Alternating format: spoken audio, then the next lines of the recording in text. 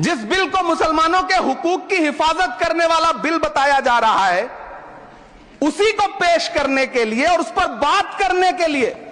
लोकसभा में भाजपा सरकार के पास एक भी मुस्लिम सांसद नहीं है। जिस वक्त, मैं लोकसभा कह रहा हूं, सुना करिए, जिस वक्फ बिल को मुस्लिम महिलाओं को हक दिलाने वाला बताया जा रहा है, उसे संसद में पेश करने वाली पार्टी के पास न तो राज्यसभा में, न लोकसभा में, न देश की किसी विधानसभा में एक भी मुस्लिम महिला सदस्य नहीं।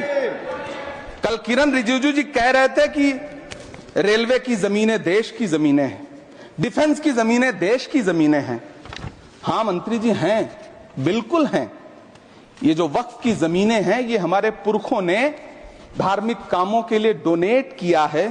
तो हम भी तो इसी देश के नागरिक हैं, हम भी तो इसी देश के बेटे हैं, तो वक्फ की जमीनें भी तो इसी देश की जमीनें हैं, उनको पराया क्यों बोलते हैं आप?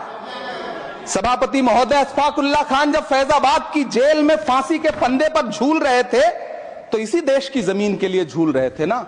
सभापति महोदय, अंडमान की जेल में काला पानी की सजा काटकर अपनी जान देने वाले मौलाना फजले हक खैराबादी हो या शेर खान अफरीदी हो, वो भी तो इसी जमीन के लिए अपनी जान दे रहे थे ना। सभापति महोदय, पाकिस्तान के खिलाफ लड़ते हुए अपनी जान देने वाले महावीर चक्र विजेता ब्रिगेडियर उस्मान हो या पाकिस्तान के पैटर्न टैंक उड़ाने वाला परमवीर चक्र विजेता वीर अब्दुल हमीद हो, वो भी तो इसी जमीन के लिए अपनी जान दे रहा था ना।